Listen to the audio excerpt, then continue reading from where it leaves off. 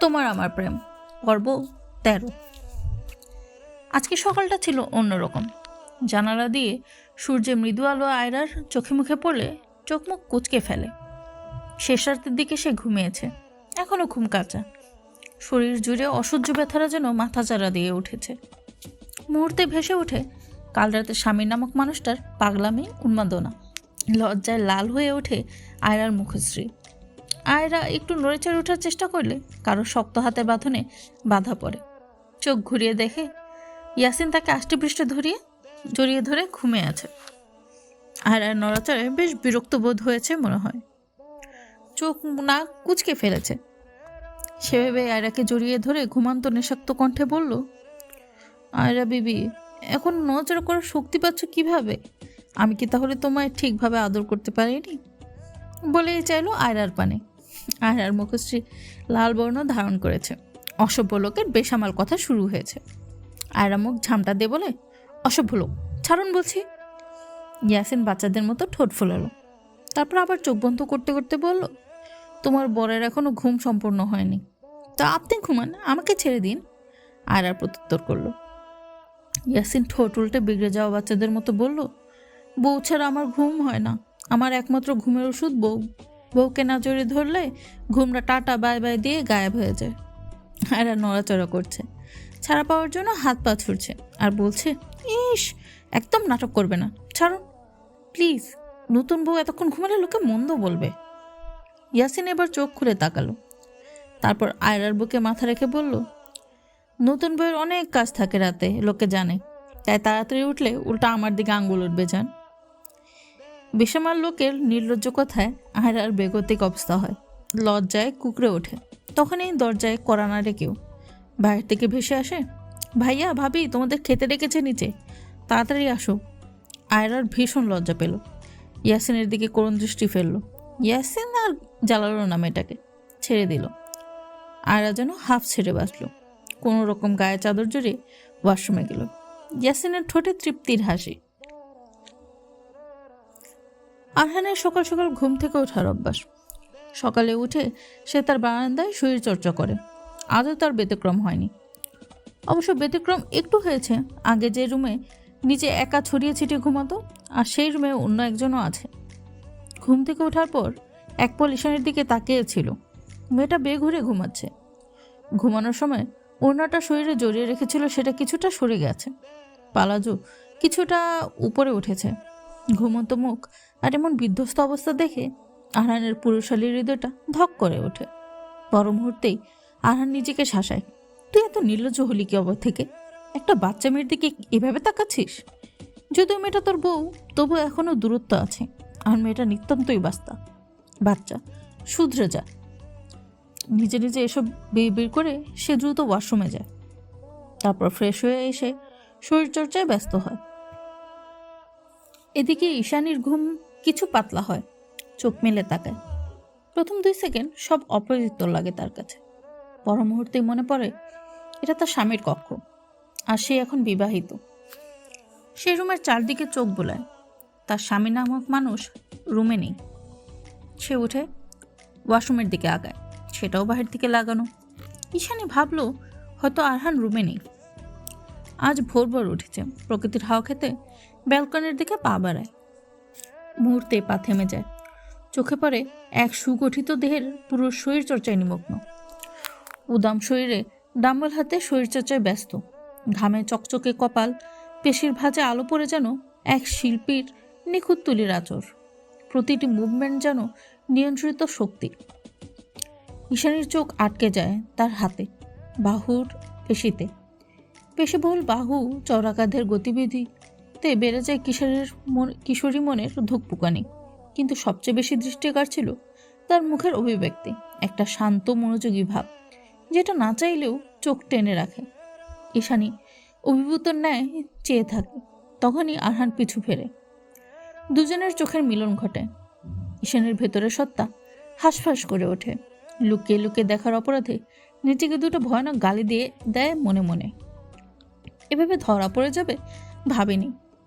আরহান 1 পা 2 পা করে এগিয়ে আসে। যেটা দেখে ঈশানী ধরা পড়ে যাওয়া চোরের মতো দৌড়ে পালায়। আরহান অবাক হয়ে যায় ঈশানীর আচরে, হতবিহ্বল হয়ে দাঁড়িয়ে থাকে। ঈশানী নিচে নেমে আসে। বাড়ি ভর্তি মেহমান আর নেই। কালকে বিয়ের পরপরই প্রায় সবাই চলে গেছে। গুটি কয়েকজন যারা আছে তারা নিকটস্থ আত্মীয়, আজই হয়তো চলে যাবে। মিনারা বেগম রান্নাঘরে সকালে নাস্তা বানাচ্ছে, হাতে হাতে কাজ করে দিচ্ছে ময়না। ঈশানী গুটি গুটি পায়ে গিয়ে দাঁড়ায় মিনারা বেগমের পেছনে, কিছু বলবে কি বলবে না ভাবছে। ময়না ঈশানীকে দেখে দাঁত কেলিয়ে হাসে, তারপরে হেসে এসে বলে, আপামনি উইটা গেছেন, ঘুম ভালো হয়েছে নি? ঈশানী অত ভাবল না, স্বাভাবিকভাবেই উত্তর দিল, হ্যাঁ ভালো হয়েছে। মিনারা বেগম চোখ রাঙালেন। ময়না আর কিচ্ছু বলল না, তবে মুচকি মুচকি হাসতেও ভুলল না। মিনারা বেগম ঈশানীকে ডাকলেন, তারপর বললেন, বাবু উঠেছে? ঈশানীর কেমন লজ্জা পেল, ভেতরটা ছটফটিয়ে উঠল। কোনো রকম মুখ দিয়ে বলল, হুম। মিনারা বেগম ফের বললেন, দ্রুত সকালে নাস্তা খেয়ে তৈরি হয়ে নিবি, আয়রার বউ ভাত আজকে। ঈশানী মাথা দুলল, জিজ্ঞেস করলো, আরপু কি আজকে আসবে ছোট মা? মিনারা বেগম কাজ করতে করতেই বললেন, হ্যাঁ জামাই সহ আসবে। আর শোন, আমার রুমের ড্রেসিং টেবিলের উপর শাড়ি আর কিছু গয়না আছে, ওগুলো পরে তৈরি হয়ে নেবি। ঈশানী ভীষণ খুশি হয়ে গেল, গদগদ হয়ে বলল, আরপু আসছে ভালো হবে, আমার আরপুকে ছাড়া একদম ভালো লাগে না, কেমন একা একা লাগে। তারপরে হাতে হাতে কাজ করে দিল। খাবার টেবিলে আস্তে আস্তে সকলে উপস্থিত হয়। জাহেদ চৌধুরী, আরহান সবাই বসেছে খেতে। পাশে বসেছেন এক বৃদ্ধ মহিলা, সম্পর্কে জাহেদ চৌধুরীর ফুফু হয় আর আরহানের দাদি। জাহেদ চৌধুরীর মা মারা যাওয়ার পর এই মহিলা অনেক করেছে, সে হিসেবে তাকে যথেষ্ট মান্য করা হয়। ঈশানী রান্নাঘর থেকে খাবার এনে টেবিলে দিচ্ছে। বৃদ্ধ মহিলা নিখুঁত চোখে দেখছে ঈশানীকে। হঠাৎ ঈশানীকে থামিয়ে দিল এবং পা থেকে মাথা পর্যন্ত দেখে মুখ বাঁকিয়ে বলল, নতুন বউ, তুমি শাড়ি পরো নাই কেন? এখনও কি বাড়ির মাইয়া আছো তুমি? বউ হইছো, বউয়ের মতো থাকবা, বুঝছো? ঈশানী কিছু বলল না, মাথা নিচু করে রইল। পায়ের বৃদ্ধা আঙ্গুল দিয়ে ঘরের টাইলস খুঁজছে। বৃদ্ধা মহিলা এবার সব লজ্জা শরমের মাথা খেয়ে বলল, শরীরে তো 100 টাক মাংস নাই, আমার অমন হুষ্টু পুষ্টু বলবার নাতিরে খুশি করবা কি দিয়া? বেশি বেশি খাইয়া গোতরে মাংস বানাও, সামাই সামলাইতে হইব না? আরহান কেবলই জুসের গ্লাসে চুমুক দিয়েছিল। এরকম নির্লজ্জ কথা শুনে নাকে মুখে উঠে গেল, কেসে উঠল সে। ঈশানী লজ্জা শরমে গাঁট হয়ে রয়ে গেল। চলে যাওয়া বেয়াদব ভেবে বলে নিজের চিবুক গলায় নামিয়ে দাঁড়িয়ে আছে। তার এই মুহূর্তে মনে হচ্ছে, তাকে যদি এই পৃথিবী থেকে উধাও করে দেওয়া হতো তাহলে বোধহয় সবচেয়ে বেশি ভালো হতো।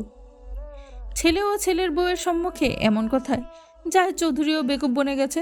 কোনো রকম ফুপুকে বললেন, এসব কি বলছো ফুপু, চুপচাপ খাও তো, বলেই সেও পালালো। বৃদ্ধা ভীষণ বিরক্ত হলো, নাক মুখ কুচকে বলল, আমি কি ভুল কইলাম? দাদুভাই তুমিই কও, ওর গোস্তের দরকার আছে না এই হাড্ডি শরীরে? বাকিটা সম্পূর্ণ করার আগেই আরহান বলে ওঠে, সমস্যা কি দাদি? ও না পারলে তুমি আছো তো, তোমারে তো দাদা আমার জন্যই রেখে গেছে, তুমি আইসো ওর জায়গায়। ঈশানী এবার লজ্জায় হেসে ফেলল। আরহান মৃদু ধমক দিয়ে বলল, এখানে কি করছো, যাও মার কাছে যাও। বৃদ্ধা মহিলা আরহানের পিঠে চাপড় বসিয়ে বলল, মেলা দুষ্ট হইছস তুই, তোর দাদাও এমন আসিল। আরহান আর শুনল না, উঠে চলে গেল। বৃদ্ধাও খেতে খেতে কল্পনা করতে লাগলো নিজের প্রাণপ্রিয়গত হওয়া স্বামীকে। ঈশানী সব গোছল করে বের হয়েছে, দেখে ময়না বসে আছে বিছানার উপর, শাড়ি গয়না। ময়না দাঁত কেলালো, যে কোনো মুহূর্তে দাঁত কেলানো এই মেয়ের অভ্যাস, দেখতে খারাপ লাগে না। তারপর ঈশানীকে বলল, আপামনি আমনেরে কিন্তু এখন আমার ভাবিমনি কওয়া উচিত, কি কন? ঈশানী চুল পেঁচানো টাওয়েল খুলে খুলে বলল, আপামনি ঠিক আছে, এটাই ডাকবে। ময়নার বোধহয় কথাটা পছন্দ হয়নি, তবুও কিচ্ছু বলল না। এগিয়ে এসে বলল, খালাম্মা কইছে আমনেরে এই শাড়ি পিন্দা রেডি হইতে। ঈশানী তাকালো শাড়িটার দিকে, ভীষণ সুন্দর পাথরের কাজ করা আকাশি রাতা মিশ্রণের শাড়ি, কিন্তু সে তো শাড়ি পরতে পারে না, আজ তো আরও আপুও নেই। কিছু একটা ভেবে সে ময়নাকে বলল, ময়নাপু তুমি আমাকে শাড়িটা পরিয়ে দিবে, আমি তো পরতে পারি না। ময়না মাথা নাড়িয়ে সম্মতি জানিয়ে বলল, আচ্ছা আপনি সাজুগুজু কইরা নেন। ঈশানী মাথা ঝাঁকালো, তারপর হেয়ার ড্রায়ার দিয়ে চুল শুকিয়ে নিল। মুখে ক্রিম দিয়ে হালকা ফেস পাউডার দিল, ঠোঁটে হালকা গোলাপি লিপস্টিক, চোখে হালকা করে কাজল, আর কপালে একটা টিপ দিয়ে তার সাজ পূর্ণ করলো। এটুকুতেই তাকে বেশ সুন্দর স্নিগ্ধ লাগছে। কাজল দেওয়া চোখ জোড়া বেশ স্থির লাগছিল। ময়না একটু মনক্ষুণ্ণ হলো, বলল, আপামনি এত কম সাজলেন, আর একটু সাজেন, আপনার সাজলে সুন্দর লাগে। ঈশানী হাসলো একটু, তারপর প্রত্যুত্তর করলো, এতেই হবে, তুমি আমায় এখন শাড়িটা পরিয়ে দাও। ময়না শাড়ি পরিয়ে দিচ্ছে। আঁচল ঠিক করতে গিয়ে দেখে সেফটি পিন নেই। এটা আরহানের রুম, এখানে মেয়েদের জিনিস থাকবে না, সেটাই স্বাভাবিক। ঈশানী ময়নাকে বলল তার রুমে সেফটি পিন আছে, গিয়ে নিয়ে আসতে। ময়নাও দৌড় লাগালো। ঈশানী দাঁড়িয়ে শাড়ির কুচি ঠিক করছিল। তার লম্বা চুলগুলো হেয়ার ক্লিপ দিয়ে উঁচু করে বেঁধে রেখেছে, আর আঁচল ঠিক না করায় কোমর ও পিঠের বেশ কয়েকটা জায়গা উন্মুক্ত ছিল। আরহান নিজের রুমে আসলো।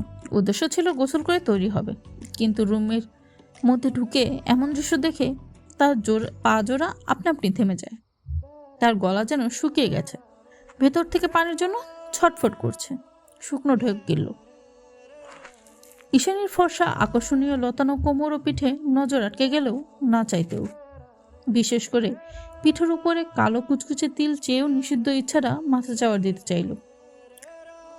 চেয়েও নজর ফিরাতে পারল না সে।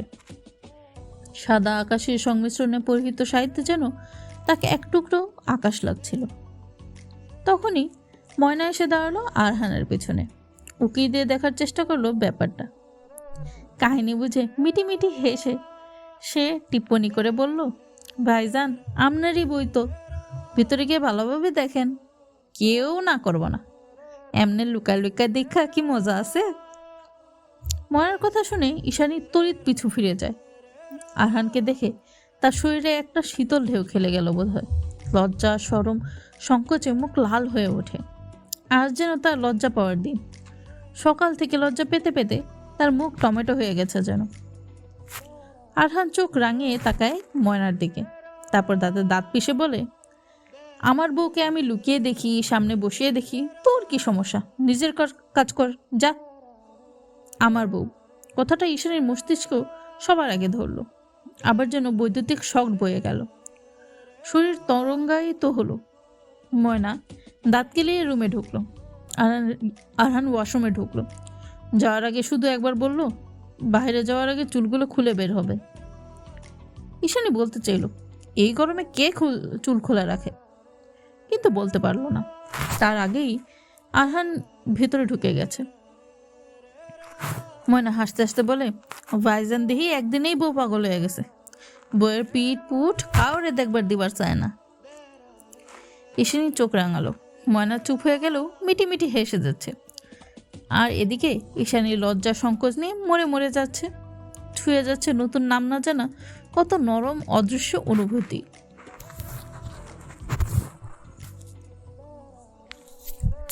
রৌদ্রতপ্ত দিন, চারদিকে এক ভ্যাপসা গরম ছেড়েছে।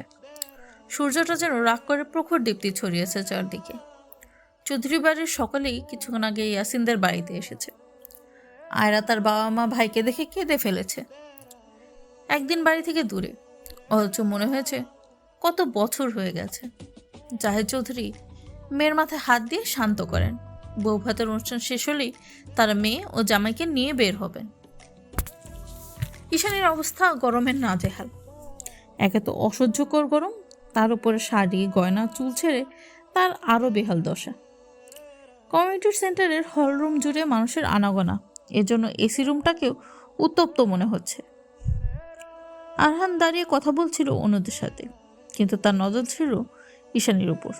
দূর থেকে সে খেয়াল করেছে মেয়েটার অস্বস্তি, বিরক্তিতে নাক মুখ কুঁচকে ফেলা, বিচলতা, ক্লান্তি। আরহান কথা শেষ করে সামনে দাঁড়ানো ব্যক্তির সাথে, তারপর পা বাড়ায় ঈশানীর দিকে। কিন্তু ঈশানীর দিকে তাকাতেই চোখ পড়ে ঈশানীর টেবিলে এক অপরিচিত ছেলে বসা, কপালে ভাঁজ পড়ে আরহানের। সেভাবেই এগিয়ে যায় টেবিলের দিকে। ছেলেটা আরহানকে মোটেও পাত্তা দেয় না, নিজের কাজ করে যায়। ঈশানীকে বলে, এই যে মিস, আপনার নাম আর নাম্বারটা দিন না প্লিজ। ঈশানী এতক্ষণ বিরক্ত হয়ে অন্যদিকে তাকিয়ে এড়িয়ে চলার চেষ্টা করছিল, কিন্তু এ তো পুরাই নাছোড়বান্দা। এমনিতেই গরম যাচ্ছে, তাই এই অবস্থায় এখন এই লোকের প্যান্ট বানাইতে আরও বিরক্ত হয়। শক্ত কণ্ঠে কিছু বলার জন্য মুখ ঘোরালেই আরহানের শক্ত নজরে আটকে যায়। সে কিছু বলার আগেই আরহান গম্ভীর কণ্ঠে বলে ওঠে, মিস না, মিসেস হবে।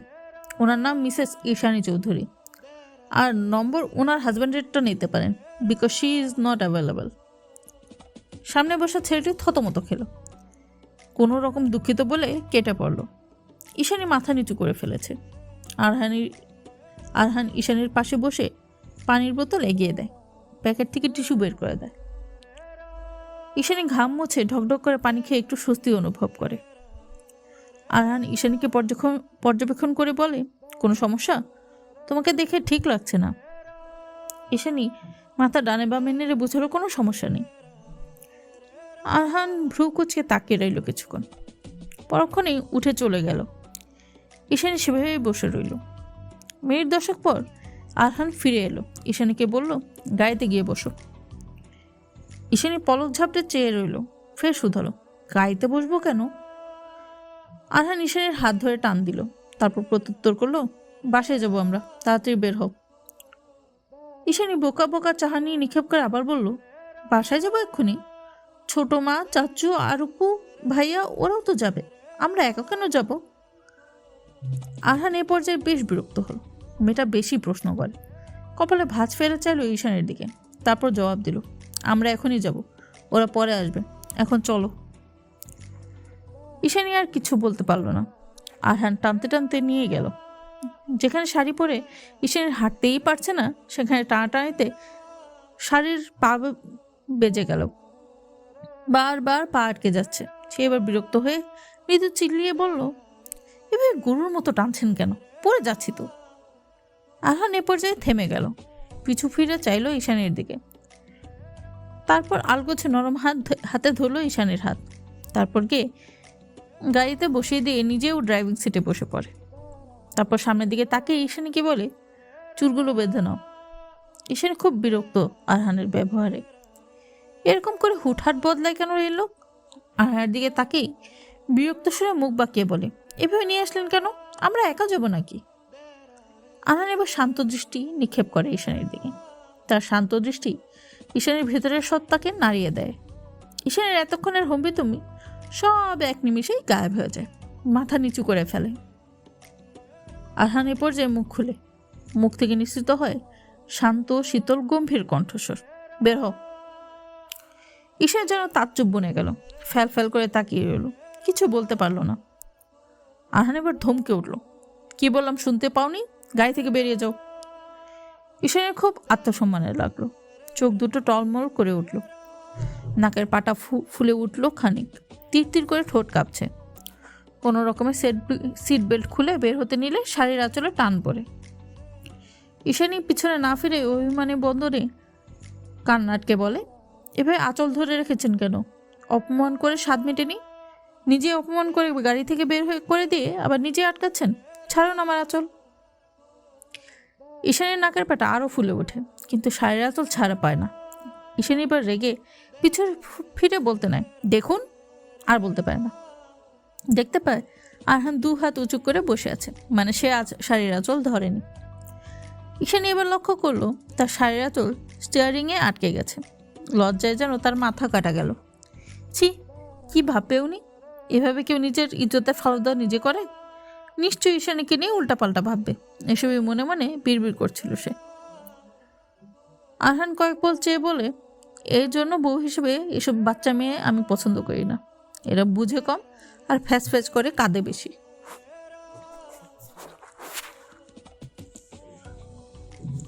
ঈশানী এবার চাইল, ডাগর ডাগর চোখগুলো মেলে চাইল, তারপর নির্জীব হয়ে বলল, আপনি চাইলে এটাকে উপরে ফেলতে পারেন, আমি কোনো দাবি রাখবো না, কিন্তু আমি দাবি রাখবো বলে ঈশানীর উপর ঝুঁকে গেল আরহান। হুট করে এমন হয় ঈশানী ভয় পেয়ে যায়, চোখ মুখ খিচে ফেলে। কানে আসা আরহানের গম্ভীর কণ্ঠস্বর, আমি স্বামীর দাবি ফলাতে চাই, সেটাও এক্ষুনি বলে ঈশানীর মুখের উপর আরেকটু ঝুঁকে যায়। ঈশানী গোলাপি অধৈর্যরা কাঁপছে, নিঃশ্বাসের গতি বেড়েছে, কিন্তু কণ্ঠনালী যেন আটকে আছে, কিছু চেয়েও বলতে পারছে না। তখনই আবার শুনতে পায় আরহানের শান্ত সাবধান বাণী, শোনো মেয়ে, তোমাকে আগেও বলেছি, এখনও বলছি, বাচ্চা হয়ে বড়দের মতো কথা বলবে না। আর এই সম্পর্কে যখন আমরা না চাইতেও জড়িয়ে গেছি, তখন এই সম্পর্ক থেকে কারো মুক্তি নেই, না আমার না তোমার। তুমি ছোট বলে তোমাকে মানিয়ে নেওয়ার এত সুযোগ দিচ্ছি, কিন্তু তুমি যদি বড়দের মতো আচরণ করো, তাহলে আমারও বড়দের মতো আচরণ কাজ করতে 2 মিনিটও লাগবে না। I don't like to repeat, so don't make me repeat it again and again. কথাগুলো বলে সরে আসে আরহান। ঈশানী যেন দেহে প্রাণ ফিরে পায়, চোখ খুলে তাকায়। তার গাল গরম হয়ে আছে, গাল দিয়ে গরম আভা বের হচ্ছে। এই লোকটার চাহানি, কাছে আসা, স্পর্শ কিছু নিতে পারে না ঈশানী, কেমন মূর্ছা যায়। ঈশানী মাথা নিচু করে রয়। আরহান একবার দেখে নেয় ঈশানীকে, তারপর গাড়ি স্টার্ট দিতে দিতে বলে, চুলগুলো বেঁধে ফেলো, এখন গরম কম লাগবে, আমরা এক্ষুনি বাসায় যাব, বেশিক্ষণ লাগবে না। ঈশানী আর কথা বাড়ালো না, আরহানের প্রতিটি কথা শুনলো এবং সেই অনুযায়ী কাজ করলো।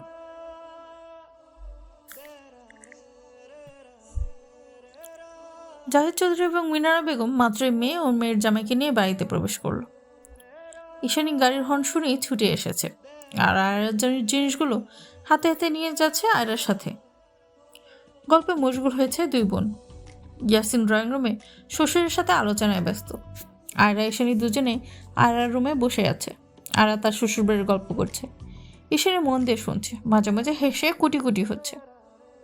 আয়রা ঈশানীর দিকে তাকালো, মেয়েটা কেমন প্রাণবন্ত দেখাচ্ছে। খুব কম মেয়েটা হাসে এভাবে, আগে থেকে একটু নীরব চুপচাপ স্বভাবের ছিল।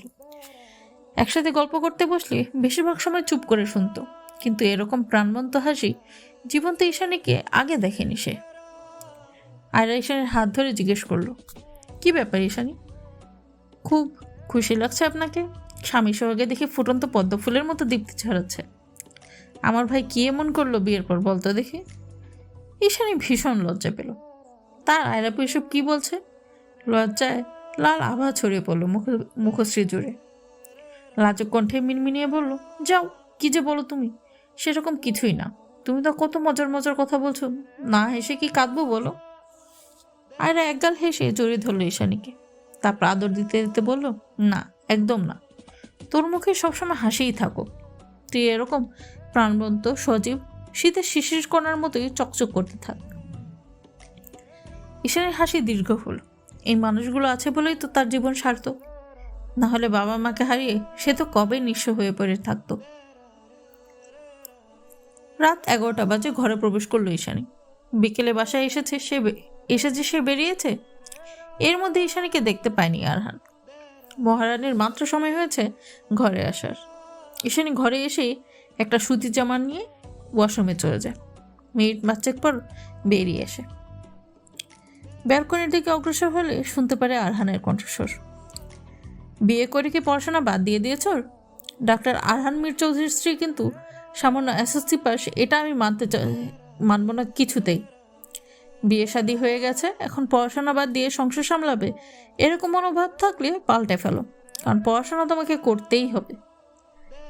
ঈশানী বোকার মতো তাকিয়ে থাকে, তারপর চেয়ে থেকে উত্তর করে, পড়াশোনা বাদ দেবো কেন? আমি চাই পড়াশোনা করতে। ঈশানীকে সম্পূর্ণ করতে দিল না আরহান, আবার বলে উঠল, তাহলে পড়াশোনা না করে ধেই ধেই করে এঘর ওঘর বেড়াচ্ছ কেন? কালকে থেকেই কলেজ যাবে, বুঝতে পেরেছ? ঈশানী কিছু বলল না, শুধু ঘাড় কাত করে সম্মতি জানালো। আরহান আবারও বলল, টেবিল ল্যাম্প জ্বালিয়ে ঘুমে পড়ো। আরহান সোফার দিকে অগ্রসর হয়। ঈশানী চট করে শুধায়, আপনি ঘুমাবেন না? আরহান পিছু ফিরে যায়। কি শান্ত ও নির্মল চাহানি তার। চোখের ভাষা পড়তে অক্ষম হলো ঈশানী, তাই সন্তর্পণের দৃষ্টি নামিয়ে নিল। আরহান বলল, একটু কাজ আছে, শেষ করে ঘুমাবো। ঈশানী কিছু বলল না, শুয়ে পড়ল বিছানায় এক কোণা দখল করে। মাঝরাতে হঠাৎ ঘুম ভেঙে যায় ঈশানীর। পানির তৃষ্ণা পেয়েছে তার। উঠে পাশে তাকায়, লোকটা তার পাশে নেই। তারপর চোখ ঘুরে চায় ডান দিকে। ল্যাপটপের মৃদু আলোয় পরিস্ফুটিত হয় আরহানের মুখশ্রী। ঈশানী বালিশের নিচে হাতিয়ে মোবাইল বের করে হাতে নেয়, সময় দেখে নেয় রাত 2টা 45। কপাল কুঁচকে ওনা ভালোভাবে জড়িয়ে নেয় শরীরে। তারপর এগিয়ে যায় আরহানের দিকে। ঘুম জড়ানো মিষ্টি ও মধুর কণ্ঠে বলে, এখনো ঘুমাননি? অনেক রাত হয়েছে তো। ঈশানের ঘুম জড়ানো আবেশী কণ্ঠে যেন থমকে যায় মানবের হৃৎপিণ্ড। মৃদু কেঁপে ওঠে বোধ হয়। চোখ তুলে তাকায় ঈশানের পানে। ফোলা ফোলা মুখ, এলোমেলো চুলে কেমন যেন মোহনীয় লাগছে। আরহান চোখ বন্ধ করে নেয়। দুটো জোরে জোরে নিঃশ্বাস নিয়ে নিজেকে ধাতস্থ করে। তারপর বলে, কাজটা শেষ করে ঘুমাবো। তুমি উঠেছ কেন? কিছু লাগবে? ঈশানী পায়ের বৃদ্ধাঙ্গুল দিয়ে মেঝে খুঁটে যাচ্ছে, ধিমে গলায় বলল, পানি খেতে উঠেছিলাম। ও আরহান অত গুরুত্ব দিল না। টেবিলের উপর পানির বোতল দেখিয়ে বলল, ওখানে আছে, খেয়ে নাও। ঈশানী এগিয়ে গিয়ে পানি খেলো। ঘুরে আবার আরহানের কাছে এসে দাঁড়ালো, একটু বেশি কাজ ঘেঁষে। আরহান তাকালো ঈশানীর দিকে, বোঝার চেষ্টা করলো মেয়েটার অভিব্যক্তি। তারপর ভ্রু উঁচিয়ে শুধালো, কি হয়েছে? ঈশানী কিছু বলল না, মাথা নিচু করে দাঁড়িয়ে আছে। আরহান আবার জিজ্ঞেস করলো, কি হয়েছে? ঈশানী এবার মুখ খুলল, মাথা নুইয়ে ধিমির নরম কণ্ঠে বলল, আপনিও আসুন প্লিজ। আরহান অবাক নেত্রে চাইল ঈশানীর পানে। ঈশানীর হাবভাব বোঝার চেষ্টা করলো। ঈশানী আবার বলল, এমনি তো অনেক রাত হয়েছে, শরীর খারাপ করবে আপনার। আর ঈশানী থেমে যায়। আরহান তখনও চেয়ে কিছু বলছে না। ঈশানী আবার বলে, আমার ভয় করছে, বাজে স্বপ্ন দেখেছি। আরহান কিছু না বলে ল্যাপটপটা বন্ধ করে দিল। তারপর সোজা বিছানায় গিয়ে শুয়ে পড়ল। ঈশানী দাঁড়িয়ে দেখল, পরে সেও নিজে গিয়েও শুয়ে পড়ল আরহানের পাশে। তোমার আমার প্রেম, পর্ব 15। ভোরের হালকা আলোয় ঘরটি ধীরে ধীরে উজ্জ্বল হয়ে ওঠে। জানালার পর্দা হালকা ভেসে উঠছে বাতাসের ছোঁয়ায়। আরহান চোখ মেলে তাকালো ঘড়ির দিকে। ঘড়ির কাঁটা জানান দিচ্ছে এখন 6:15। আরহান উঠে বসলো। পুরো রুমে একবার চোখ বুলে কোথাও কাউকে দেখতে পেল না, মাথা ঘামালো না। নিজের মতো ফ্রেশ হয়ে শরীরচর্চায় মনোযোগী হয়। এর মাঝে একবার ময়না এসে কফি দিয়ে গেছে। আরহান নিজ কাজে ব্যস্ত হয়ে পড়ে। ঈশানী সকাল সকাল ঘুম থেকে উঠে চলে এসেছে রান্নাঘরে। ছোট মাকে টুকিটাকি কাজে সাহায্য করছে। মিনারা বেগম না করলেও শোনেনি। ব্রেকফাস্ট সব তৈরি করেছে মিনারা বেগম। টেবিলে এগিয়ে দিচ্ছে ঈশানী। টেবিলে খাবার সাজাতে সাজাতে মোটামুটি সবাই চলে এল। জাহেদ চৌধুরী এসে নিজের বরাদ্দকৃত চেয়ারে বসে পড়ে। আয়রা ও ইয়াসিনও এসে বসে পড়ে। সিঁড়িতে নামতে নামতে দেখা যায় আরহানকে একদম ফর্মাল পোশাকে এসে বাবার পাশের চেয়ারে বসে পড়ে। আরহানকে তৈরি হয়ে নামতে দেখে আয়রা মুখ বাঁকিয়ে বলে, কি ভাইয়া, তুমি বিয়ের 2 দিন যেতে না যেতেই ডাক্তারি করতে চলে যাবে? বিয়ের পানিই তো এখনো শুকালো না। ইয়াসিন কিছু বলল না, মিটিমিটি হাসছে শুধু। জাহেদ চৌধুরী তাল মিলালেন, বললেন, আরও তো ঠিকই বলেছে, কয়েকটা দিন ছুটি নিতে পারতে। আরহান কোনো ভ্রুক্ষেপ করল না। ভাবলেশীনভাবে বলল, আমার বিয়ের জন্য পেশেন্টের চিকিৎসা আটকে মারবো নাকি? ঈশানী কেবলই ব্রেড পরোটা রাখতে টেবিলে এসেছিল। ঈশানীকে দেখে আরহানের মেজাজ খিচিয়ে উঠল। তিরিক্ষ মেজাজে বলল, এই মেয়ে, তোমাকে না বলেছি আজ থেকে কলেজে যেতে? তুমি কলেজের জন্য তৈরি না হয়ে রান্নাঘরে কি করছো? ঈশানী ভীষণ কষ্ট পেল। সকলের সামনে এভাবে চিল্লিয়ে বকাতার কি আছে? সে তো এখনই যেত রেডি হতে। মুখটা ছোট করে ফেললো ঈশানী, মুখে কিছু বলল না। জাহেদ চৌধুরী আরহানকে ধমকে উঠলেন, মেয়েটার সাথে এভাবে কথা বলছো কেন? সুন্দর মতো বুঝিয়ে বললেও তো হয়। ঈশানী গাল ফুলিয়ে উপরে চলে গেল। 15 মিনিট পর নিচে নেমে আসতে দেখা যায়। এসে দেখে প্রায় সবার খাওয়া শেষ, তারা চলে গেছে। আয়রা বসে আছে টেবিলে। ঈশানী আসলে তাকে উদ্দেশ্য করে বলে, দ্রুত খেয়ে নে, ভাইয়া অপেক্ষা করছে বাইরে।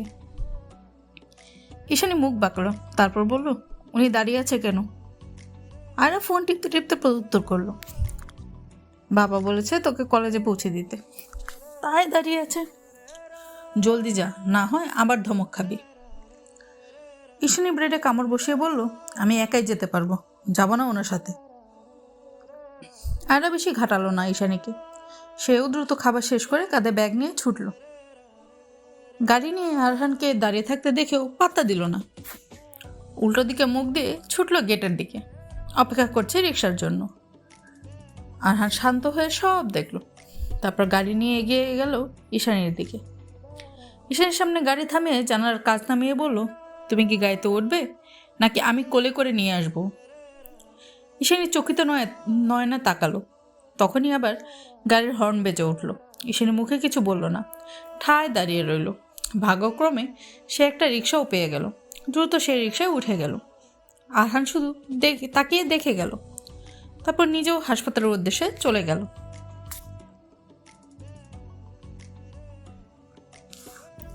টিফিন পিরিয়ড চলছে। 5 দিন পর কলেজে এসেছে ঈশানী। এই নিয়ে মিথিলার অভিযোগের শেষ নেই। মিথিলার ভাষ্যমতে ঈশানীকে ছাড়া তার এতিম দুঃখী দুঃখী লাগে। আর এরকম বাজে অনুভব করানোর জন্য ঈশানীর শাস্তি হওয়া প্রয়োজন, কঠোর শাস্তি। ঈশানীর মিথিলার কথায় কোনো মন নেই। সে ভাবছে, এই যে তার জীবনের এমন আমূল পরিবর্তন হলো, এ সম্পর্কে তার প্রিয় বান্ধবীকে কিছু জানাবে কিনা। দ্বিধাদ্বন্দ্বে ভুগছে সে। কিন্তু সম্পর্কটা এখনও যেখানে অনিশ্চিত, সেখানে সেই সম্পর্ক নিয়ে আলোচনা করে সকলকে জানিয়ে লাভ কি? তাই সে ব্যাপারে কিছু জানালো না মিথিলাকে। এদিকে মিথিলা সেই কখন থেকে বকবক করে যাচ্ছে। ঈশানীর কোনো প্রতিক্রিয়া না পেয়েই ঈশানীর বাহু ধরে ঝাঁকিয়ে জিজ্ঞেস করলো, কিরে, শুনছিস আমার কথা? ঈশানী সংবিত ফিরে পেল, মাথা নাড়িয়ে বলল, হ্যাঁ, কি বলছিস বল। মিথিলা ভীষণ হতাশ হল। তার এই বান্ধবীর পরিবর্তন হওয়ার নয়, এমনিই থাকবে নাকি এই মেয়ে? তারপর আবার কিছু একটা মনে পড়ে দ্বিগুণ উৎসাহিত হয়ে ঈশানীর কাছে ঘেঁষে বলল, এই ইস্যু শোন, তুই যে এতদিন কলেজে আসিসনি, আমি তো ভীষণ কষ্ট পেয়েছি। তোর কি উচিত না এই কষ্ট ভুলিয়ে দেওয়ার জন্য আমাকে খুশি করা? ঈশানী কপালে কুচকে চোখ ছোট ছোট করে চাইল। মেয়েটার মতিগতি তার একদম ঠিক মনে হচ্ছে না। সেভাবে উল্টো প্রশ্ন করলো, কাহিনী কি, ঝেড়ে কাশো দেখি। মিথিলা এবার একটু লজ্জা পেল। আঙ্গুল দিয়ে ঈশানীর হাতে আঁকিবুকি করতে করতে বলল, আমি ফেসবুকে একটা ছেলের সাথে প্রেম করছি। আজকে আম্মাকে দেখা করতে ডেকেছে, কিন্তু একা যেতে তো ভয় করছে। তুই চল না আমার সাথে, তুই থাকলে আমি সাহস পাবো। ঈশানী অবাক হলো। সে ছিল না মাত্র 5 দিন, এরই মধ্যে সে প্রেমিক জুটিয়ে ফেলেছে। ঝাঁঝালো কণ্ঠে বলল ঈশানী, একা একা আমাকে রেখে যখন প্রেমিক জোগাড় করেছো, একা একাই দেখা করো, যাও। মিথিলা ঈশানীকে জড়িয়ে ধরে ন্যাকামি করে বলল, আরে জানু, রাগ করিস কেন? তুই তো ছিলি না, তোর একাকিত্ব অনেক অনুভব করছিলাম। তখন ওই ছেলেটা তার কাঁধ, মানে অনলাইনে অদৃশ্য কাঁধ বাড়িয়ে দেয় আমার দিকে। আমি সান্ত্বনা নিতে গিয়ে প্রেমে পড়ি। এটা কি আমার দোষ বল? আমার ভোলা ভালা নরম মন পিছলে গেল। তার উপর ছেলেটা মেডিকেলে পড়ে, বুঝিসই তো। ঈশানী হেসে ফেলল। এই মেয়ের সাথে কি রাগ করে থাকা যায়? এমন আদুরে আদুরে কথা বলে মন চায় গাল দুটো টিপে দিক সে। তবুও মিছে মিছে রাগ দেখে বলল, হয়েছে হয়েছে, তোমার ভোলা ভালা নরম মন যাকে তাকে যেখানে সেখানে দেখে ক্রাশ নামক বাস খেয়ে চিৎপটাং হয়ে থাকে। এটাই আবার কি হয় কে জানে। মিথিলা নিজেও এটা নিয়ে একটু চিন্তায়, তবে তা প্রকাশ করলো না। ঈশানীকে জোর করে রাজি করালো। দুজনে মিলে সিদ্ধান্ত নিল কলেজ ছুটির পরে যাবে তারা। একটি বিলাসবহুল ফ্যান্সি রেস্টুরেন্টে বসে আছে ঈশানী আর মিথিলা। তাদের সামনেই বসে আছে মিথিলার ফেসবুকে প্রেম হওয়া 3 দিনের প্রেমিক। লোকটা দেখতে খারাপ মনে হচ্ছে না, যথেষ্ট ভদ্র, সভ্য, লাজুক লাগছে। এই যে যেমন এখন মাথা নিচু করে সোজা শটান হয়ে বসে আছে, না কথা বলছে আর না তাকাচ্ছে। এইদিকে তার নির্লজ্জ বান্ধবী খুঁটিয়ে খুঁটিয়ে দেখছে ছেলেটাকে, যেন মাথার একটা চুলও বাদ না যায় এমন অবস্থা। ঈশানী একটু ওদের স্পেস দেওয়ার জন্য টেবিল থেকে উঠে গেলে মিথিলাকে ডেকে বলল, ওয়াশরুমে যাচ্ছি। ঈশানী রেস্টুরেন্টটা একবার ঘুরে দেখতে চায়। দেখতে কত সুন্দর, আকর্ষণীয় আর চমৎকার লাগছে তার। ডেকোরেশনও বেশ অন্যরকম। খুঁটিয়ে খুঁটিয়ে এসবই অবলোকন করছিল সে। তখনই তার চোখ আটকে গেল একটি টেবিলে 2টি ছেলে মেয়ে বসা। দূর থেকে দেখেই ছেলেটাকে আরহানের মতো ঠেকলো তার কাছে। সে একটু এগিয়ে গেল ভালো মতো দেখার জন্য। দেখতে পেল ছেলেটা আসলেই আরহান, আর তার সামনে আরহানের হাত ধরে বসে আছে অলিভিয়ার কান্নারত মৃদু আওয়াজে বলা কথা ঈশানীর বুকে আগুন জ্বালিয়ে দিল। সে স্পষ্ট শুনতে পেল অলিভিয়ার হাহাকার। আরহান, আমি তোকে ভীষণ ভালোবাসি, বিশ্বাস কর। তোকে অন্য কারোর সাথে দেখা আমার জন্য মরণ সমতুল্য। আমি ভালো নেই, মনে হচ্ছে আমার হৃদয় কেউ কামড়ে খাচ্ছে।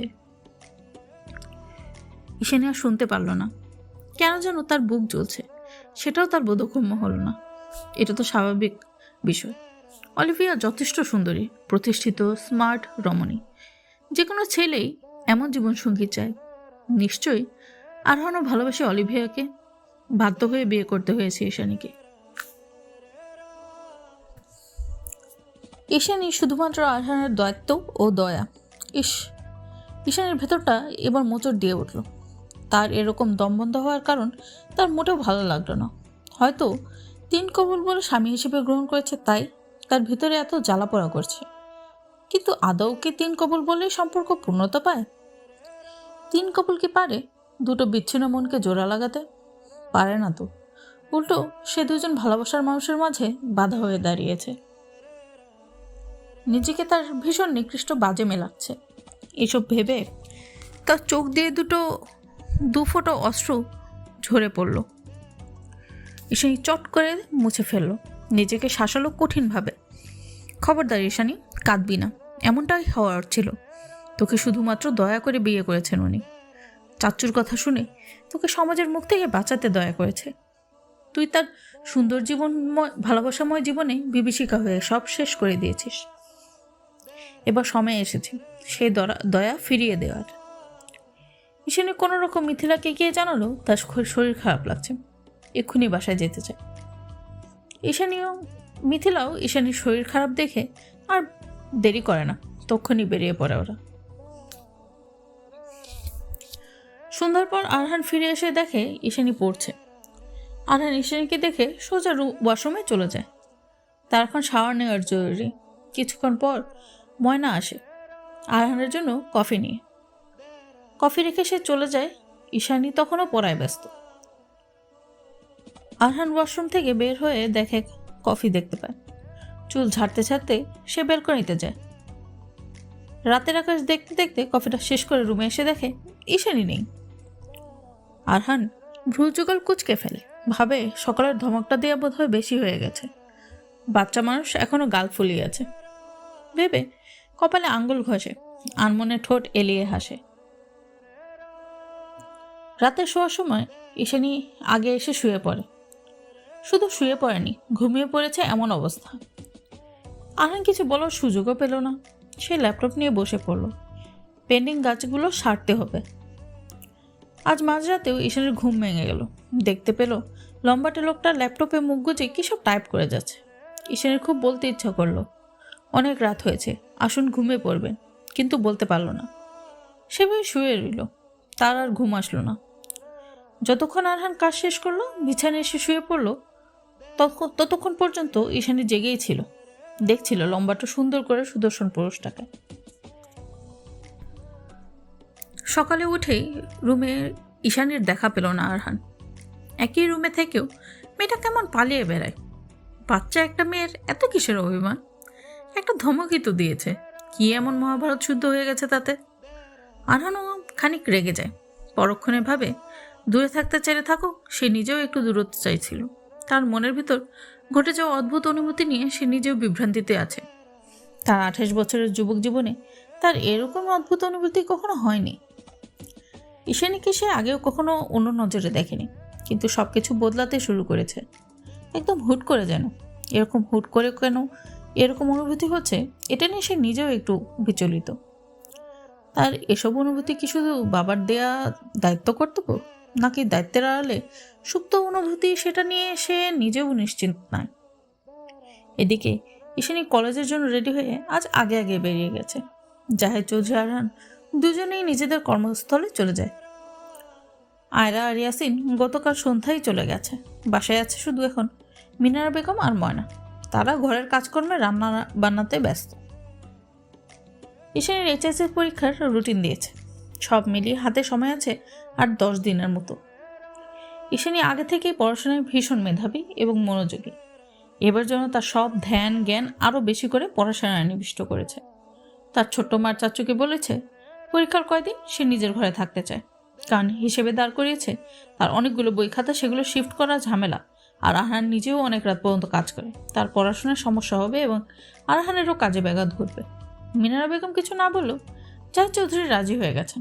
পড়ালেখার ব্যাপারে উনি আবার ভীষণ সিরিয়াস, সেখানে নো কম্প্রোমাইজ।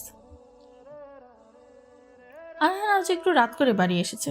এসে রুমে দেখে ঈশানী নেই। সেরকম আমলে নেয়নি। মেয়েটা তো এমনিতেই পালিয়ে বেড়াচ্ছে 2 দিন ধরে। নিজের মতো ওয়াশরুমে গিয়ে শাওয়ার নিয়ে নিচে খাবার খেতে গেছে। সকালে আছে, কিন্তু ঈশানী নেই। সে একবার রান্নাঘরে চাইল, সেখানেও দেখতে পেল না। পরে চেয়ারে বসতে বসতে জিজ্ঞেস করলো, ঈশানীকে দেখতে পাচ্ছি না, ও কোথায়, খাবে না? ময়না দাঁত কেলিয়ে বলল, আপা উনি তো কোন সম খাইয়া নিজের ঘরে পড়তে বইছে। হ্যাঁ নাকি পরীক্ষার রুটিন দিছে। আরহান আর কিছু বলল না, নিজের খাওয়াতে মনোনিবেশ করলো। খাওয়া শেষে নিজের রুমে গেল। ঘড়ির কাঁটা তখন 11:30। ঈশানী এখনো রুমে আসেনি। হাসপাতাল থেকে আসার পর ঈশানের সাথে তার এখনো দেখাই হয়নি। এত রাত হয়েছে, এখন এই মেয়ের হদিস নেই। আরহান দরজার সামনে দাঁড়ালো, তারপর গলা উঁচিয়ে ময়নাকে ডেকে বলল, ময়না আমাকে 1 কাপ কফি দিয়ে যেত। একটু পরেই ময়না এলো, হাতে কফির মগ। টেবিলের উপর রেখে চলে যেতে নিলে আরহান সুধা, তোর আপামনি কোথায়? ময়না ঘুরে দেয়, তারপর উত্তর করে, আপামনি হ্যার ঘরে, মনে হয় পড়তাছে। আরহান আবার জিজ্ঞেস করে, গিয়ে বলবি এখন রুমে এসে ঘুমাতেই, কালকে যেন আবার পড়ে। ময়না ভ্রু উঁচিয়ে সুর কেটে বলে, ও আল্লাহ, ভাইজান আপনি জানেন না আপামনি কইছে পরীক্ষার কয়দিন হ্যার রুমেই থাকবো। তোমার আমার প্রেম, পর্ব 16। সময় বহমান, কারোর জন্য অপেক্ষা করে না সে। তার নিজস্ব গতিতে, নিজস্ব ইচ্ছেতে চলতে থাকে। তেমনিভাবে সময় গড়িয়েছে, পেরিয়েছে কিছুদিন। ঈশানীর পরীক্ষা শুরু আগামীকাল। এর মধ্যে ঈশানী আরহানের সম্পর্কের কোনো উন্নতি ঘটেনি, তবে বলা যায় অবনতি ঘটেছে। সেদিন রাতে ময়নার থেকে শুনে আরহান গিয়েছিল ঈশানীর নিকট। ঈশানী ঘুমের ভান ধরে মরার মতো পড়েছিল, কোনো সারা শব্দ করেনি। আরহান কিছু বলেনি, শুধু শান্ত চোখে চেয়ে চলে এসেছে। এরপর থেকে চলছে দুজনের নীরব এড়িয়ে যাওয়া। তাদের দেখা হওয়া একমাত্র স্থান হলো ব্রেকফাস্ট টেবিল। তাছাড়া তারা একে অপরের মুখদর্শন করতে পারে না, মূলত তাদের সময় মিলে না দেখে। ঈশানী যতটা পারছে নিজেকে গুটিয়ে রাখে। আগামীকাল ঈশানীর পরীক্ষা শুরু। তার প্রস্তুতি ভীষণ ভালো হলেও সে খুবই বিচলিত। আজ আরহান তাড়াতাড়ি বাড়ি ফিরেছে। খাবার টেবিলে সকালে একসাথে খেতে বসেছে, রয়েছে ঈশানীও। জাহিদ চৌধুরী ঈশানীকে ডেকে বললেন, কাল পরীক্ষা কয়টায় তোমার? সকাল 10টায় শুরু, ঈশানী প্রত্যুত্তর করল। জাহিদ চৌধুরী আরহানের দিকে তাকিয়ে বলল, পরীক্ষার কয়টা দিন তুমি ওকে হলে দিয়ে আসো, আসার সময় বাড়ির গাড়ি চলে যাবে ওকে আনতে। আরহান কিছু বলার আগেই ঈশানী ধরফরিয়ে বলে ওঠে, আমি একাই যেতে পারবো চাচু। জাহিদ চৌধুরী ঘোর বিরোধিতা জানালো, ধমক দিয়ে বললেন, অত দূর তুমি একা যাবে, মাথা খারাপ? সকালে আরহান দিয়ে আসবে, আর পরীক্ষা শেষে গাড়ি অপেক্ষা করবে, চলে আসবে, আর কোনো কথা নয় এ বিষয়ে। জাহিদ চৌধুরী নিজের কথা শেষ করে চলে গেলেন। রয়ে গেল ঈশানী আর আরহান। আরহান সব শুনলো, মুখে কিছু বলল না। ঈশানী চোরা চোখে কয়েকবার দেখে নিল আরহানকে, তারপর সুর করে চলে গেল নিজের কক্ষে।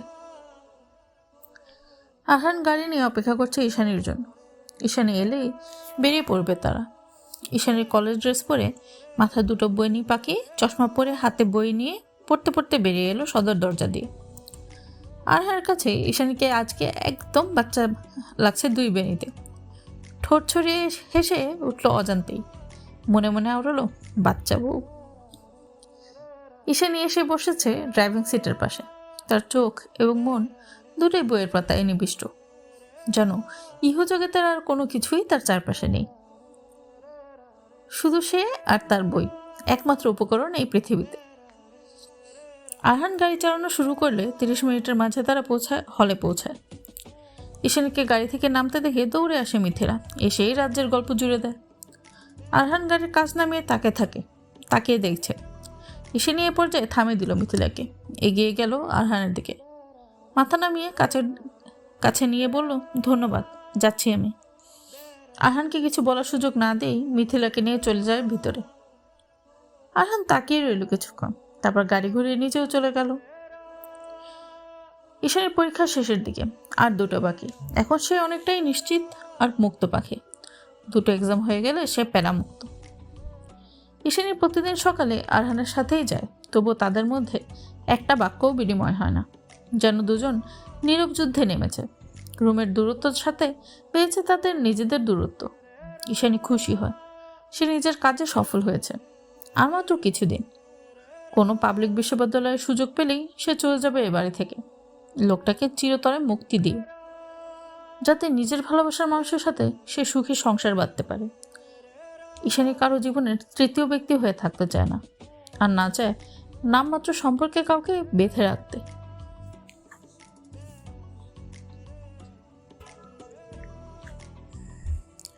দিনটা শুক্রবার, বিকালে থেকে আকাশ মেঘ করেছে। সাদা মেঘগুলো ধূসর বর্ণে রূপান্তরিত হয়েছে। বাতাস ছড়িয়েছে মৃদু। ঝড়ের আগে এই মুহূর্তটা ঈশানীর ভীষণ প্রিয়। সে গুটি গুটি পায়ে এগিয়ে গেল ছাদে। ঠান্ডা তাজা হাওয়া ছুঁয়ে দিল ঈশানীর তনু মন। ঈশানী চোখ বন্ধ করে উপভোগ করতে থাকলো। বিন্দু বিন্দু পানিকণা এসে ভিড় জমিয়েছে ঈশানীর মুখে। আস্তে আস্তে বৃষ্টিকণা বড় হয়, ঝমঝমে নামে ধরিত্রীতে। ঈশানী নড়ে না, সেখানেই ঠায় দাঁড়িয়ে রয় দু হাত মেলে। নিমেষেই ভিজে যায় ঈশানীর শরীর। ঈশানীর মধ্যে কোনো উল্লাস নেই, নেই কোনো ভালো বৃষ্টিতে ভেজার আনন্দ। সে যেন পাথর হয়ে দাঁড়িয়েছে, শুধু আকাশপানে চেয়ে বোঝাপড়া করছে নিজের সাথে। তখনই দূর থেকে ভেসে আসে পুরুষালী এক আওয়াজ, উচ্চস্বরে তবে ঠান্ডা আওয়াজ।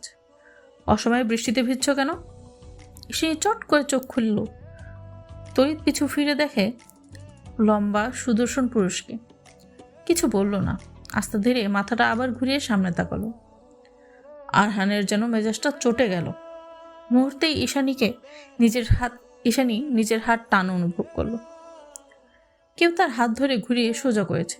ঈশানী তাল সামলাতে না পেরে হুমড়ি খেয়ে পড়ে আরহানের বুকে, নাক ও কপাল গিয়ে ঠেকে শক্তপোক্ত বুকে। ঈশানী চোখ খিচিয়ে নেয়। বৃষ্টির পানি ভিজিয়ে দিচ্ছে আরহানকেও। ঈশানী মাথা তুলে তাকায়, দেখতে পায় আরহানের লাল হয়ে যাওয়া রক্তাভ নয়ন।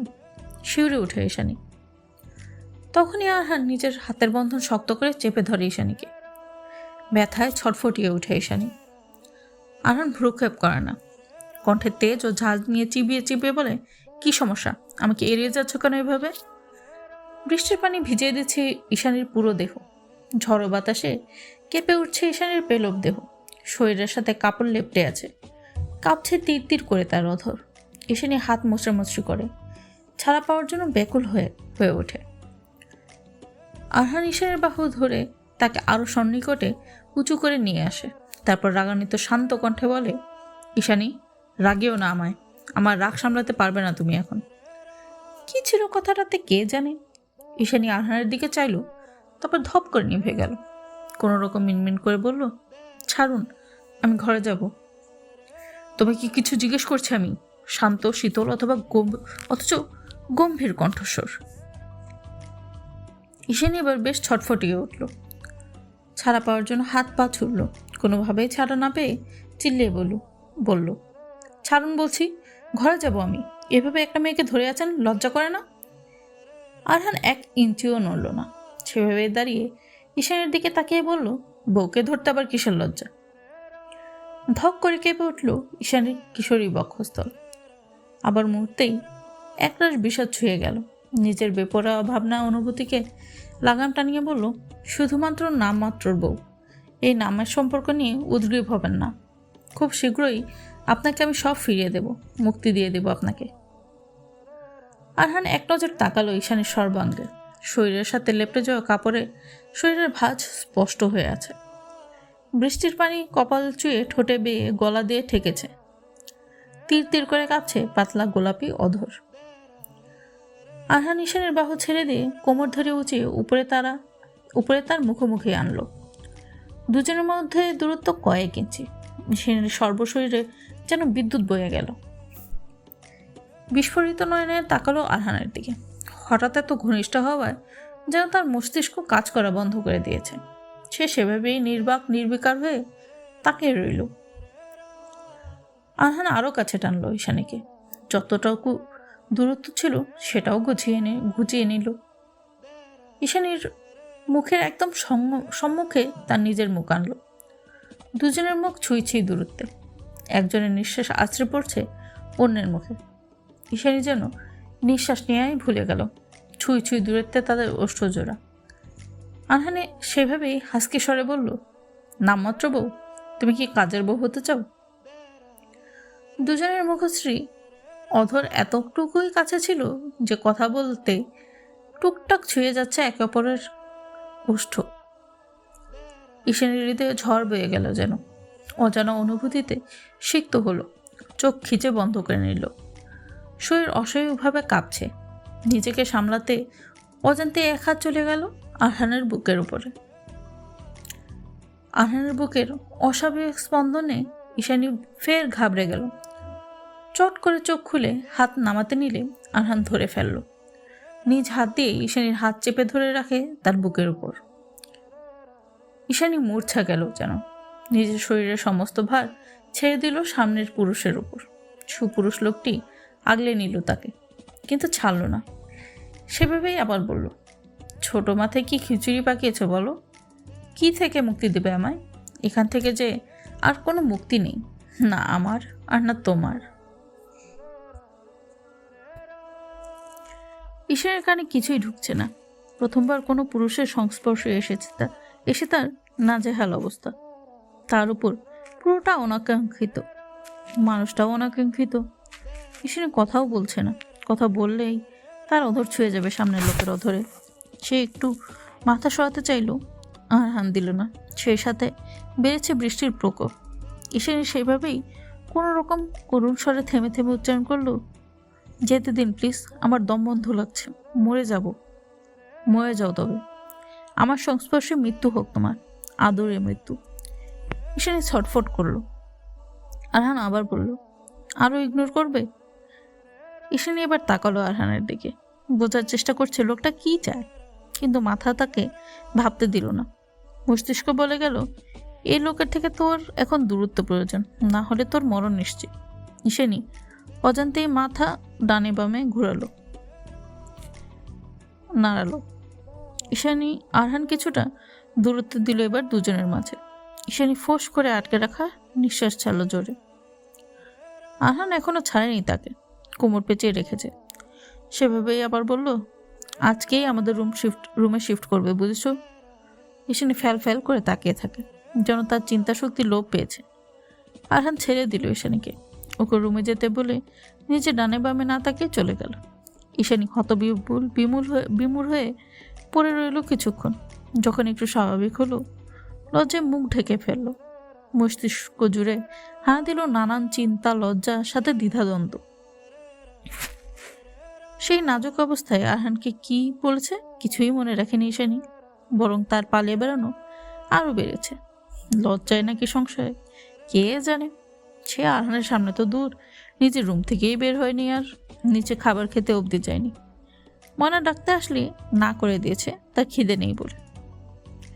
ময়না কিছুক্ষণ বাঁকা নজরে চেয়ে বলল, আমনে গো ঝগড়া হয়েছে নি?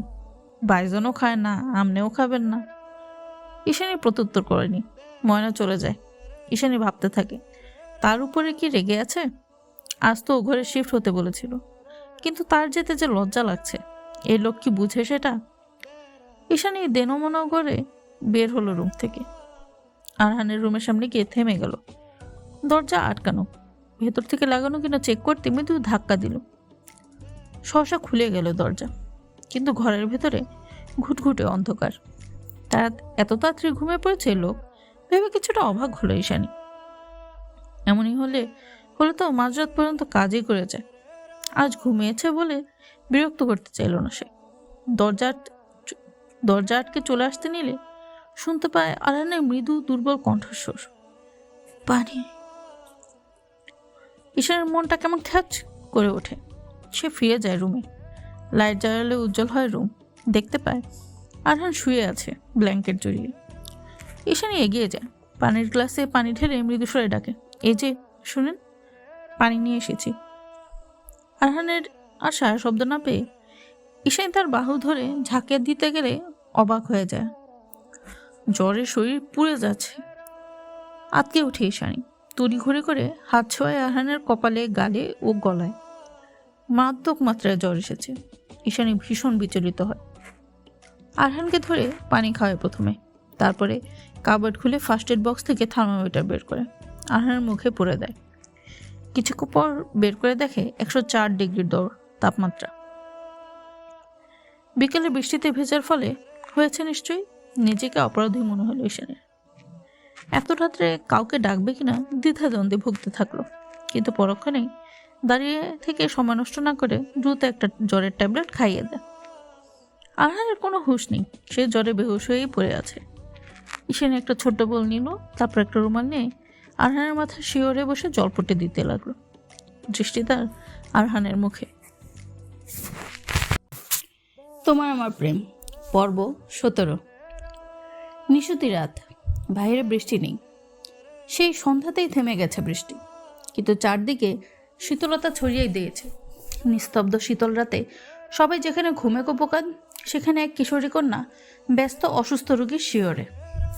আরহানের জ্বর কিছুটা নেমেছে, তবে এখনো পুরোপুরি নামেনি। পুরোপুরি নেমে না যাওয়াটা পর্যন্ত ঈশানীর শান্তি হচ্ছে না। সে তখন থেকে স্থির হয়ে বসে আছে আরহানের মাথার কাছটায়। এক রাতেই কেমন চোখ মুখ শুকিয়ে গেছে। কপালে হাত দিয়ে বারবার দেখছে জ্বর আছে কিনা। অবশেষে মধ্যরাতে জ্বর নেমেছে, কিন্তু পুরোপুরি না। ঈশানী ঠায় বসে থাকে। শরীর থেকে জ্বর নেমে যাওয়ায় আরহান একটু একটু করে চোখ খোলে। চোখের সামনে ভেসে ওঠে এক কিশোরের চিন্তিত, বিচলিত, ক্লান্ত মুখশ্রী। আরহান নড়ে চড়ে জান দেয় সে উঠেছে। আরহানকে উঠতে দেখে ব্যস্ত হয়ে ঈশানী চঞ্চল কণ্ঠে শুধায়, কি হয়েছে? খারাপ লাগছে? আমি কি চাচ্চুকে ডাকবো? আরহান নিজের দুর্বল হাতে আঁকড়ে ধরে ঈশানীর হাত। জ্বরে আক্রান্ত দুর্বল কণ্ঠে বলে, শান্ত হও, আমি ঠিক আছি, ভালো লাগছে আমার এখন। ঈশানী শান্ত হয় না। তার উদ্বেগ আরও বাড়ে। হাত বাড়িয়ে কপাল, গাল ছুঁয়ে তাপমাত্রা মাপতে যায়। তাপমাত্রা আগের থেকে কম, তবে দুর্বল লাগছে। ঈশানী বলে, কিছু লাগবে আপনার? ক্ষুধা লেগেছে। আরহানের দুর্বল কণ্ঠস্বর। ঈশানী তৎক্ষণাৎ উঠে দাঁড়ালো, বলল, একটু অপেক্ষা করুন, আমি দেখছি রান্নাঘরে কি আছে। ঈশানী ব্যস্ত পায়ে উদ্বিগ্ন হয়ে নিচে গেল। ফিরে এলো 10-12 মিনিট পর। দেখতে পায় আরহান হেডবোর্ডের সাথে হেলান দিয়ে বসে আছে, চোখের ওপর হাত। ঈশানী বেডসাইড টেবিলে স্যুপটা রাখলো। আরহান ঈশানীর উপস্থিতি বুঝে চোখ মেলে তাকায়। ঈশানী বসে আরহানের পাশে। বাটি থেকে একটু একটু স্যুপ নিয়ে ফু দিয়ে খাইয়ে দিচ্ছে আরহানকে। আরহান কয়েক চামচ খেয়ে আর খায় না। ঈশানীও আর জোর করে না। ঈশানী তাকায় আরহানের দিকে, যে এই মুহূর্তে ঈশানীর দিকেই চেয়ে। ঈশানী আবার আরহানের কপালে হাত। জ্বরটা এখন মোটামুটি কমেছে দেখে স্বস্তির নিঃশ্বাস নেয়। হাত সহায়তা নিলে আরহান ধরে ফেলে। ঈশানী জিজ্ঞাসা দৃষ্টিতে তাকিয়ে বলে, কিছু লাগবে আপনার? আরহান বলে, ঘুমাবো। ঈশানী সঙ্গে সঙ্গে বলে, হ্যাঁ শুয়ে পড়ুন, ঘুমান, একটু ভালো লাগবে। ঈশানীর কথা শেষ হওয়ার আগেই তাকে টেনে নিজের পাশে শুইয়ে দেয় আরহান। ঘটনার আকস্মিকতায় অবাক, নির্বাক, বিমূঢ় হয় কিশোরী। ঈশানীকে কিছু বলতে না দিয়ে আরহান তার শরীরের ব্ল্যাঙ্কেট জড়িয়ে দেয়। লাইট নিভিয়ে দিয়ে পিছন থেকে ঈশানীর পেটে হাত রেখে কানের কাছে মুখ দিয়ে বলে, তুমিও ঘুমাও, কাল তোমার পরীক্ষা আছে। রাত জেগে স্বামী সেবা করলে পরীক্ষা দেবে কীভাবে? ঘুমাও একটু। ঈশানীর কথা দলা পাকিয়ে গেছে যেন। আরহানের শরীরের উত্তাপ ঈশানীর শরীরেও ছেয়ে গেছে। আরহানের গরম নিঃশ্বাস এসে পড়ছে ঈশানীর কানে। চোখ খিচে বন্ধ করে নেয়। জোরে জোরে নিঃশ্বাস নেয় ঈশানী। খিচে পড়ে রইল সেভাবেই, কিন্তু অস্বস্তি ছেয়ে যাচ্ছে ঈশানীর সর্বোচ্চ জোরে। ছটফটিয়ে উঠে আরহানের উদ্দেশ্যে বলে, আমি রুমে গিয়ে ঘুমাবো, ছাড়ুন। আরহান সেভাবেই ধরে রেখে বলে, তুমি নিজের রুমেই আছো। ঈশানীর শরীরে শিহরণ বাড়িয়ে দিতে আরহান এবার মুখ গুজে দিল ঈশানীর চুলে। তারপর মাদক কণ্ঠে বলে উঠল, ঘুমিয়ে পড়ো, আমাকেও ঘুমাতে দাও। ঈশানী গাঢ় হয়ে পড়ে রইল সেভাবেই। নিঃশ্বাসও যেন নিতে ভুলে বসে আছে। সেভাবেই পড়ে রইল বাকি রাত। কেউ যেন তার হৃদস্পন্দন আটকে রেখেছে। অস্বস্তিতে গাঢ় হয়ে রইল বাকি রাত। কালকের ঝড়ব আবহাওয়া ছাড়িয়ে ধরণীতে আজ ঝলমলে রোদ উঠেছে। রোদের উজ্জ্বল তীর্যক আলো আরহানের মুখের উপর পড়লে তার ঘুম ভেঙে যায়। চোখ মেরে তাকায় বন্ধ রুমের চারদিকে, তারপর ঘড়ির দিকে চোখ দেয়। তারপর ঘড়ির দিকে চোখ দেয়। সকাল 11টা 45 মিনিট। দু হাতের উপর ভর দিয়ে ওঠার চেষ্টা করে সে। সারা শরীর কেমন ম্যাজ ম্যাজ লাগছে। কিছুক্ষণ বসে থেকে সে ওয়াশরুমে গিয়ে ফ্রেশ হয়ে আসে, তারপর নিচে নেমে যায়। আরহান সিঁড়ি বেয়ে নামতে দেখে ব্যস্ত হয় মিনারা বেগম। এগিয়ে এসে কপালে হাত ছুঁয়ে বিচলিত বলেন, নিচে নেমেছিস কেন? আমি যেতাম এখন খাবার নিয়ে। কীভাবে জ্বর বাঁধলি বলতো?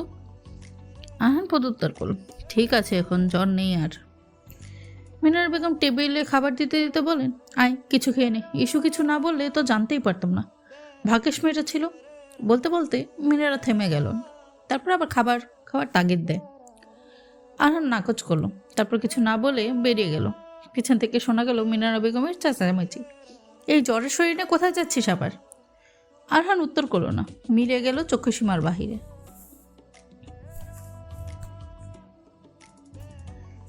আজ ঈশানীর শেষ পরীক্ষা ছিল। পরীক্ষা দিয়ে সবাই বের হয়েছে। প্রথমত এক মেয়ের সাথে ধাক্কা লাগে ঈশানীর। মেয়েটার হাতে থাকা আইসক্রিম পুরোটাই পড়ে যায় ঈশানীর পোশাকে। পাশ থেকে মিথিলা খেকিয়ে ওঠে, এই মেয়ে দেখতে পাও না, কানা নাকি? সামনের মেয়েটা তড়িঘড়ি করে বলে, সরি সরি। তখনই থেমে যায় মেয়েটি। কণ্ঠস্বর শুনে তাকায় ঈশানীও, খুব খুশি হয়। দীপ্তিময় কণ্ঠে বলে, রিমি কেমন আছিস? কিন্তু রিমির মুখ আন্ধার, সে কিছু না বলেই চলে যেতে চায়। তখন ঈশানীকে হাত ধরে জিজ্ঞেস করে, কথা বলছিস না কেন, কি হয়েছে? রিমি এক ঝটকা হাত সরিয়ে দেয়, তারপর ঝাঁচালো কণ্ঠে বললে, কি বলবো, তোর মতো মেয়েকে কি বলা যায়? আমার ভাইয়ের জীবন শেষ করেছিস তুই, সাথে আমারও। তোকে দেখলেই আমার ঘৃণা হচ্ছে। ঈশানী অবাক হয়, বিস্মিত কণ্ঠে সুধা, কি বলছিস? আমি নষ্ট করেছি আর তোর জীবন? রিমি খেকিয়ে ওঠে, বলে ওঠে চিল্লিয়ে, হ্যাঁ আমার জীবন। আমার জীবন থেকে আমার ভালোবাসা কেড়ে নিয়েছিস তুই। ছোটবেলা থেকে যে ভালোবাসা আমি পুষে বেড়াচ্ছি নিজের মনে, এক মিনিটেই তুই সেটা ছারখার করে দিলি। কীভাবে পারলি? আরহান ভাইকে আমি কত ভালোবাসি জানিস তুই? তারপরে কীভাবে পারলি তাকে বিয়ে করতে? নিজের কলঙ্ক নিয়ে তুই দিব্যি ভালো আছিস, আমার ভালোবাসা কেড়ে নিতে লজ্জা হলো না তোর? রিমি আর দাঁড়ায় না, দৌড়ে চলে যায়। পরীক্ষা শেষ, বিধায় এদিকটায় মানুষ কম, ছাত্রছাত্রী সবাই চলে গেছে প্রায়। ঈশানী যেন কিং কর্তব্য বিমূঢ় হয়ে গেছে। রিমি এসব কথা বলছে, নিজের কানেই বিশ্বাস করতে পারছে না। মিথিলা দাঁড়িয়েছিল সেখানেই, সে নিজেও কিছু বুঝতে পারেনি কি হলো। এগিয়ে সে ঈশানীর কাঁধে হাত রাখে। ঈশানী চোখের পানি মুছে কোনো রকম বলে, তুই চলে যা, আমি ওয়াশরুম থেকে ড্রেস পরিষ্কার করে চলে যাব। ঈশানী কিছু বলতে চাইলে কিন্তু ঈশানী সুযোগ দিল না, দৌড়ে গেল ওয়াশরুমের দিকে। ওয়াশরুমের আয়নায় নিজের প্রতিবিম্ব দেখে কেঁদে ফেলো ঝরঝর করে। আর কত, এগুলো শেষ কোথায়? বুকটা হু হু করে উঠল। এখানে তার দোষটা কোথায়? কোনো উত্তর পেল না। বুক চিরে বেরিয়ে এলো আর্তনাদ। হঠাৎ ওয়াশরুমের আয়নায় কারো প্রতিচ্ছবি দেখে কেঁপে উঠল ঈশানী। ভয়ে ভয়ে ঘাড় গড়িয়ে চাইল। চোখে তার ভয়, আতঙ্ক, ঘৃণা। সামনের লোকটি সেই চেনা পরিচিত বিশ্রী হাসি দিয়ে বলল, ডার্লিং, নতুন বিয়ে হয়েছে নাকি তোমার? স্বামী সোহাগ করে না নাকি, তাই কাঁদছো এভাবে? থাক, কাঁদে না, আসো আমি আদর দিয়ে দিই তোমায়। আসো মামুনি। ঈশানীর শরীর গুলিয়ে উঠল, চিৎকার করে উঠল, কাছে আসবেন না একদম। আপনি এখানে কি করছেন? বেরিয়ে যান, আমি কিন্তু চিল্লাবো এখন। রনি দাঁতের কপাটি বের করে হাসলো, তারপর হিংস্র দানবের মতো হিসিয়ে ঈশানের সামনে দাঁড়িয়ে তার গাল চেপে ধরে অশ্রব্য গালি দিয়ে বলে, চিৎকার কর, গলা ফাটিয়ে চিৎকার কর। ভেবেছিস তোকে ছেড়ে দেব? কিছুইতেই না।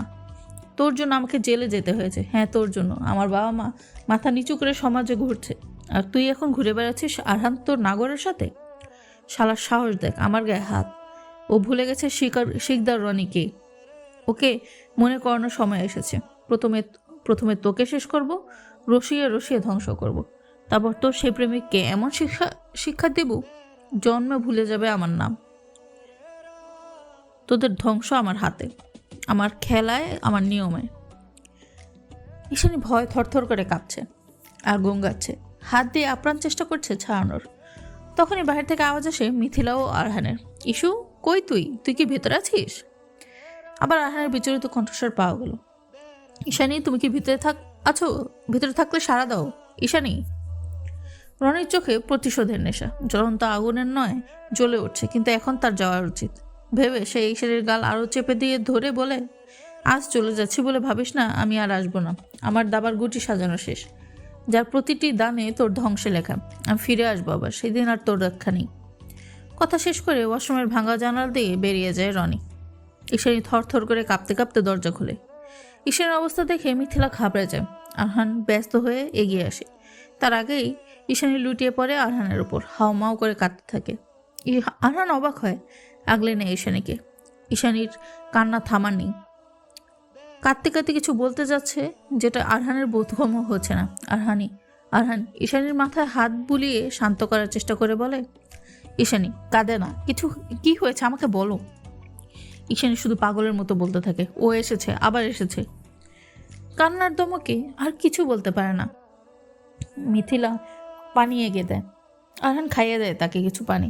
তারপর ওকে আস্তে আস্তে বলতে বলে। ঈশানী পানি খেয়ে দম নেয়। তারপর একে একে সব বলে। ঈশানীর কান্নার দমক বাড়ে। আরহানের চোখ লালচে হয়ে ওঠে। হাত মুষ্টিবদ্ধ করে জড়িয়ে ধরে ঈশানীকে। তারপর বলে, আমাকে ক্ষমা করে দাও প্লিজ। ঈশানী আবার পাগলের মতো কান্না করে দিল। বলতে লাগলো, ও বলেছে সব শেষ করে দেবে, ও আবার আসবে, আপনাকেও ছাড়বে না, আবার আসবে। ঈশানীর মুখ হাতের আজলায় নিয়ে কপালে চুমু খায় আরহান। ঈশানী নিমিষেই শান্ত হয়ে যায়। আরহান কাতর কণ্ঠে বলে, এমন করো না প্লিজ, কিচ্ছু হবে না, আমি আছি তো। কথাটা কি ছিল ঈশানী যায় না, কিন্তু কিছু তো একটা ছিল। ঈশানী জোরে ধরল আরহানকে। আরহানও আগলে নিল, পরক্ষণে কোলে তুলে নিল ঈশানীকে। মিথিলার দিকে তাকিয়ে বলল, তোমাকে ধন্যবাদ, আসো তোমায় বাসায় নামিয়ে দেই। মিথিলার মাথা ওর উপর দিয়ে গেল সব কিছু। জিজ্ঞেস করলো না এই পরিস্থিতিতে, যদিও শুধু বলল, বাইরে আমার গাড়ি দাঁড়িয়ে আছে, আমি যেতে পারবো ভাইয়া।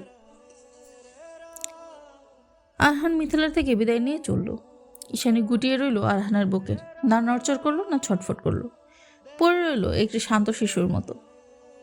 ঈশানীকে গাড়িতে বসে সিট বেল্ট বেঁধে দিল। তারপর কপালে একটা গাঢ় চুম্বন আঁকল। ঈশানী আবেশের চোখ বন্ধ করে নিল।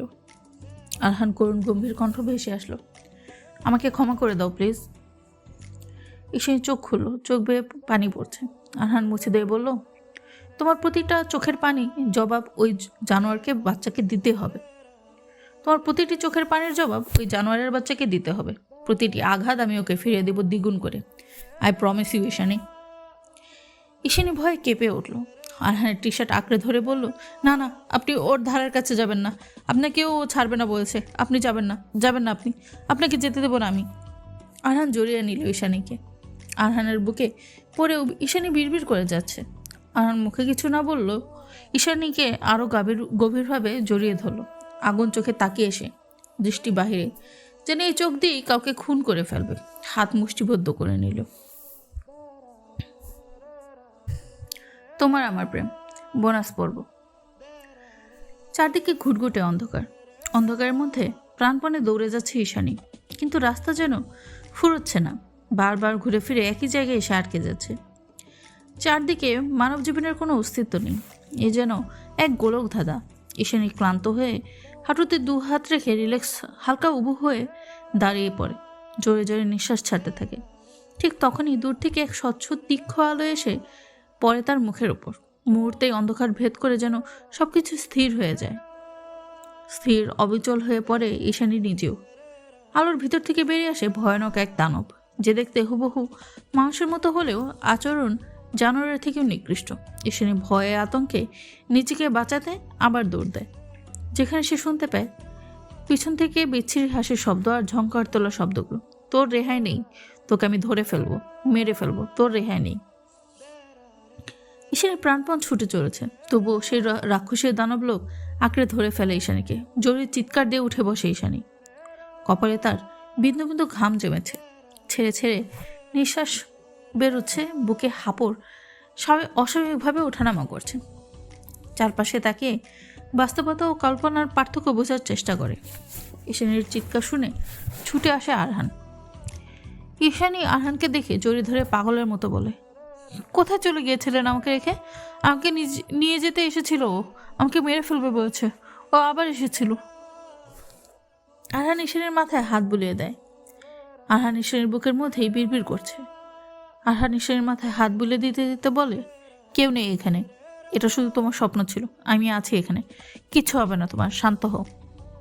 ঈশানী শান্ত হয় না, সেভাবে বিড়বিড় করতে থাকে। পরপর দুবার একই ঘটনার শিকার হয়েছে ঈশানীর। তার মনে ভয় ঢুকে গেছে। তার অবচেতন মস্তিষ্ক তাকে দুর্বল করে তুলেছে। ঈশানীর চিৎকার শুনে মিনারা বেগম জাহিদ চৌধুরীও উঠে আসেন। জাহিদ চৌধুরী এগিয়ে এসে ঈশানীর মাথায় হাত রাখলে সে চোখ তুলে চায়। জাহিদ চৌধুরী অভয়বাণী দিয়ে বলল, ঈশানী, আমার কথা শোনো, এগুলোই তোমার মনের ভয় মা। রনি তো এখনো জেলে, ও কিভাবে আসবে? তুমি অযথা ভয় পাচ্ছ। ঈশানী তাকায়, স্থির অবাক চাহনি শুধায়, জেলে মানে? এটা সত্যি, সে এসেছিল, আমি দেখেছি, এটা আমার কল্পনা না, হতেই পারে না। জাহিদ চৌধুরী ভাতিজিকে আগলে নিলেন, তারপর আদরের হাত বুলিয়ে স্নেহভরা কণ্ঠে বলে, রনি কিভাবে আসবে এখানে বলো? ও তো জেলে, এখনো ওর বেল হয়নি, ও নিজেই জেলে পচে মরছে, তোমাকে কিভাবে নিতে আসবে? মনের সব ভয় ঝেড়ে ফেলো, আমরা সবাই আছি, কিচ্ছু হবে না। ঈশানী এবার থমকালো, তারপর অবিশ্বাস চাহনি দিয়ে বলল, না চাচু, ও জেলে নেই, ও বাইরে আছে, কলেজের ওয়াশরুমে। বলতে বলতে আরহানের দিকে তাকালো, তারপর আরহানকে বলল, আপনি তো ছিলেন সেখানে, বলুন না, ওখানে ওই রনি এসেছিল না, বলুন। আরহান নরম করে ঈশানের হাত ধরলো, তারপর শান্ত স্থির কণ্ঠে বলল, তোমার মনের ভুল ওটা ঈশানী। সেখানকার সিসি ফুটেজ ক্যামেরায় চেক করা হয়েছে, ঈশানীকে কোথাও দেখা যায়নি, না ঢুকতে না বেরোতে। সবচেয়ে বড় কথা, পুলিশ জানাচ্ছে ওকে এখনো মুক্তিই দেয়া হয়নি, ও এখনো জেলেই আছে। ঈশানী বিস্ফোরিত নয়নে তাকালো, তার স্পষ্ট মনে আছে ওই অসময়ের কাহিনী, আর ওইটা রনিই ছিল। ঈশানী মানল না, বরং নিজে জোর দিয়ে বলল, বিশ্বাস করুন, ওটা রনি ছিল, ও বলেছে আমাকে ধ্বংস করবে, সব শেষ করে দেবে। মিনারা বেগম এবার তেতে গেলেন, ঝাঁঝালো কণ্ঠে বললেন, আমার ভাইয়ের ছেলে না হয় একটা ভুল করেই ফেলেছে, তাই বলে তুই ওর জীবন নষ্ট এইভাবে করবি? ছেলেটা এখন জেলে আছে, তবুও সহ্য হচ্ছে না, মিথ্যা অপবাদ দিচ্ছিস। ঈশানী করুণ চোখে চাইল ছোট মার দিকে। ছোট মা ইতিমধ্যে মুখ ঘুরিয়ে চলে গেছেন। কায়েম জাহিদ চৌধুরী ধমকে উঠেছেন নিজের সহধর্মিনীকে। ঈশানী আর কিচ্ছু বলল না, একদম চুপ হয়ে গেল। জাহিদ চৌধুরী তার মাথায় হাত বুলিয়ে বুঝিয়ে নিজের কক্ষে চলে গেলেন। ঈশানী নিস্তব্ধ বিমূঢ় হয়ে বসে আছে, তার মাথা ভার হয়ে আছে, মনে হচ্ছে চারপাশ থেকে অদৃশ্যভাবে ভেসে আসছে ছোট মা, অলিভিয়া, রিমি আর রনির কথা। নিজেকে পাগল লাগতে লাগলো ঈশানীর।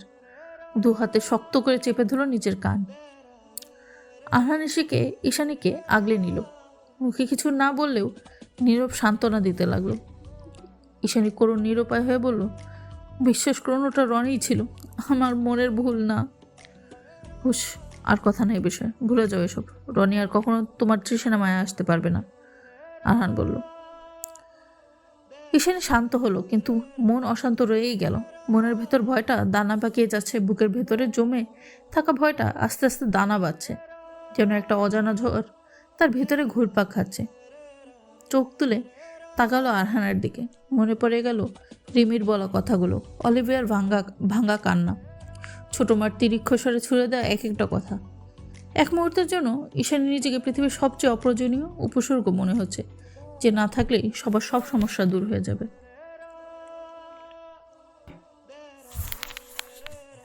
বাইরে সুন্দর থালার মতো চাঁদ উঠেছে, চাঁদের দীপ্তময় আলোয় ফুটে উঠেছে চারপাশ। বাতাস বয়ে যাচ্ছে ছন্দময় গতিতে। রাস্তার হলদে স্ট্রিট লাইটের আলোয় দেখা যাচ্ছে 2-4 জন পথচারীকে। ব্যালকনি গ্রিল ধরে উদাস চোখে সেসবই অবলোকন করছিল আয়রা।